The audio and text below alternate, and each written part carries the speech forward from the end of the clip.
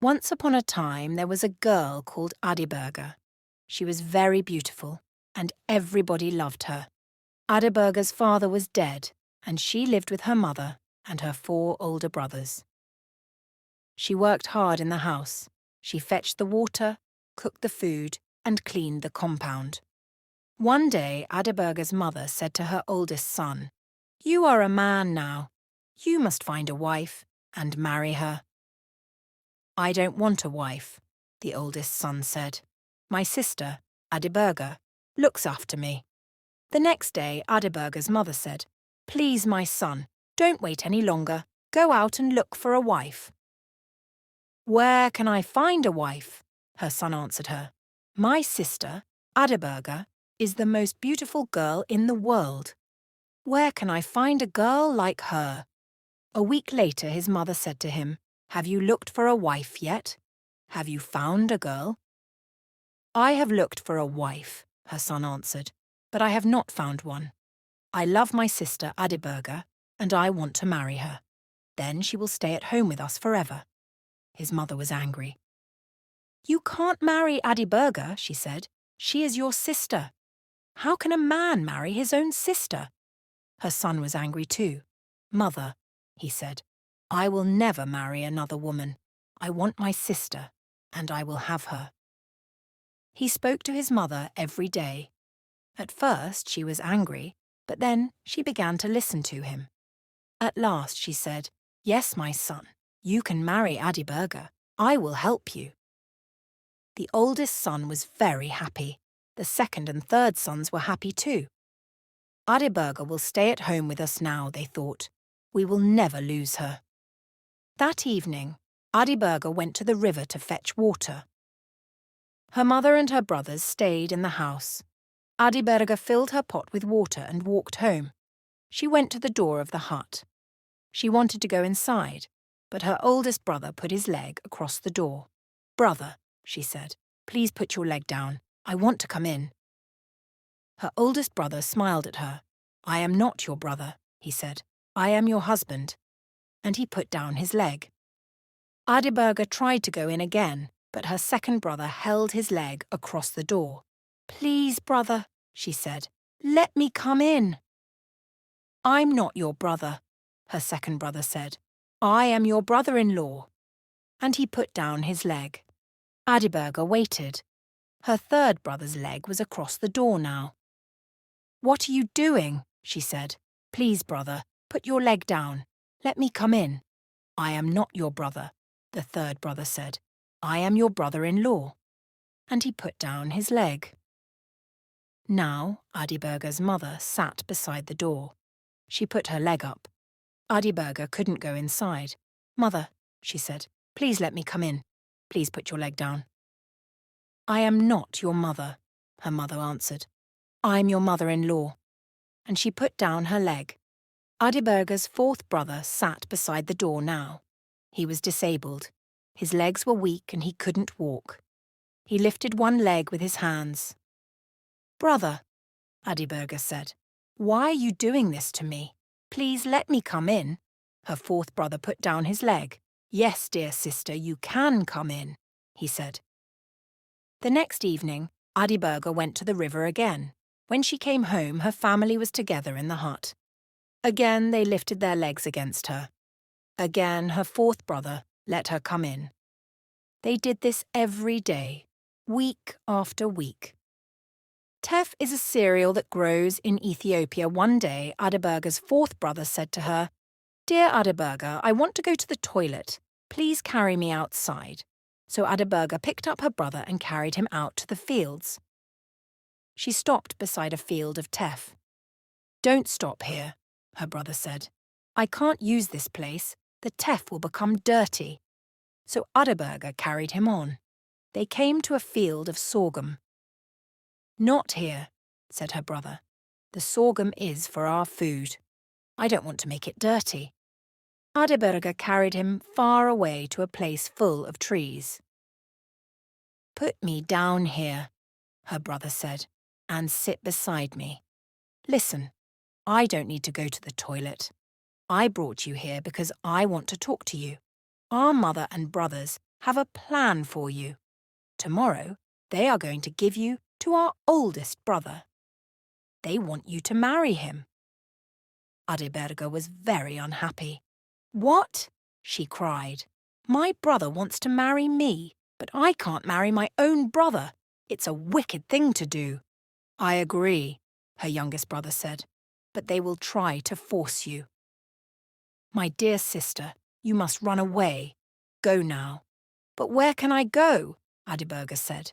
There were tears in her eyes now. "Who will help me?" "God will help you," her brother said. "Be strong. Go." So Adiberga ran away. She ran and ran over the fields, up the mountains and down into the valleys. At last, she came to a big river. "I can't cross this river," she thought. "It's too deep. I must stay here." There was a big tree near the river. "I'll climb the tree," Adiberga thought. "I will be safe there from the wild animals." So Adiberga began to live in the tree. She collected fruits and leaves for her food, and she drank the water of the river. Now a rich man lived not far away. Every day his servant girl came down to the river to fetch water. One day, the girl walked under Adiberga's tree to the edge of the river. She put her pot down and began to fill it. Adiberga was sitting in the tree above the girl's head. When the girl filled her pot, she looked down at the water, and she saw Adiberga's face. "That's my face," the girl thought. "Oh, how beautiful I am." She looked at the face in the water again and again. "That is not the face of a servant girl," she thought. "It's the face of a princess. I'm not going to be a servant anymore. I'm going to find a rich man to marry me." She dropped her pot on the ground and it broke. "It doesn't matter," the girl said. "It was just an old water pot. I don't need it now. I'm beautiful. I'm going to be a princess." She ran back to the rich man's house, but before she reached it, she began to think. "I broke my master's pot," she thought, "and he is waiting for his bath. He will be angry with me. I must take another pot and go to the river again." So the servant girl fetched another pot and went back to the river. But again she saw Adiberga's face in the water. "It's true," she cried. "I am the most beautiful girl in the world." She dropped the second pot, and it broke too. Then Adiberga spat on the girl from the tree. The girl looked up and saw her. "Oh," she said, "I am not beautiful at all. The face in the water was not mine. It belongs to the girl in the tree. I will tell my master. I have broken 2 of his pots, but when he sees this girl, he will not be angry with me." So the servant girl ran home to her master. "Master," she said, "I saw a girl in a tree beside the river today. She was as beautiful as St. Mary.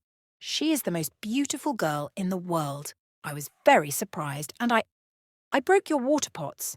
"Don't worry about the water pots," the rich man said. "Where is this girl? I want to see her." "Come to the river with me," the girl said. "I will show you." So the rich man followed the girl to the river.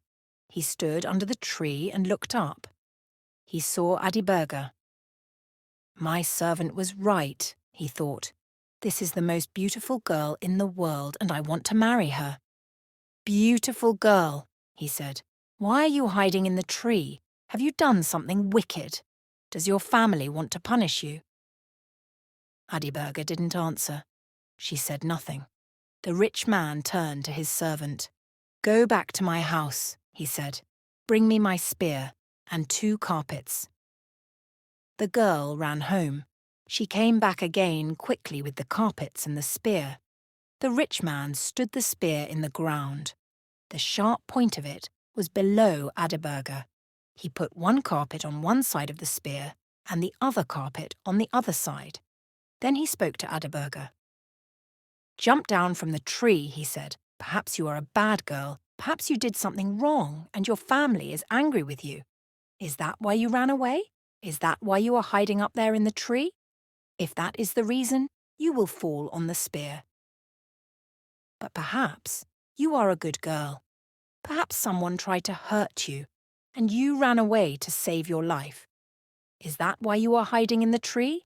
If that is the reason, you will fall on the carpet." So Adiberga jumped down from the tree. She fell on the carpet, and the rich man picked her up. "Marry me," he said. So Adiberga married him. Now a new life began for Adiberga. She was the wife of a rich man. She lived in a big house, and she had many servants. She forgot about her mother and her brothers. She was happy. But Adiberga's fourth brother did not forget his sister. He left his mother's house, and he began to travel everywhere. He was looking for Adiberga. It was very hard for Adiberga's brother. He could not use his legs, but only his arms. He needed other people to help him. One day, he came to the rich man's house. He sat outside, under a tree. Adiberga's servants saw him. They ran to Adiberga. "There is a man outside your house under the tree," they said. "His face is like your face. His eyes and his nose, his mouth and his hair, they are all like yours. Is he a relative? Does he come from your family?" "I have no relatives," Adiberga said. "I have only one brother, and he is disabled. Go and look at the man again. If he is disabled and cannot walk, come and tell me." The servants hurried out to the tree again. Soon they came back to Adiberga. "He looks like you," they all said. "His hair, his eyes, his teeth." "But is he disabled?" Adiberga said. "Can he walk?" Her servants looked at each other. "We don't know," they said at last. "He was sitting on the ground. We didn't see his legs. I will see him myself," Adiberga said. Her servants put carpets down on the ground for her, and Adiberga walked outside. She went to the tree and saw her brother. She was very happy. She ran to him and kissed him. "Oh, my dear, dear brother," she said. "Come into the house. You are tired and hungry. You must rest, and I will make a delicious meal for you to eat." She took her brother inside. She washed his feet and gave him the finest food to eat and tej to drink. Her brother finished his meal at last. "Now," said Adiberga, "you must listen to me. My husband is not here tonight, but he will come home tomorrow. He is a good man, but he likes to trick people. Ask if you can help him. He will say something strange. Perhaps he will say, 'Kill my cattle.' Don't do it. Look after the cattle for him. Or perhaps he will say, 'Take my cattle to the desert. Don't let them drink water. Then you must take them to the river and let them eat and drink.' Listen carefully to his words and do the opposite." The next day, Adiberga's husband came home. "My brother is here," Adiberga said. "He wants to help you." "Ah," said her husband, "that is good. He can take the cattle up to the mountain and push them over the cliff." Adiberga's brother smiled at her. "Good," he said. "I will do that." The next morning, he went out with the rich man's herdsmen. He took the cattle to the valley, and they ate the good green grass.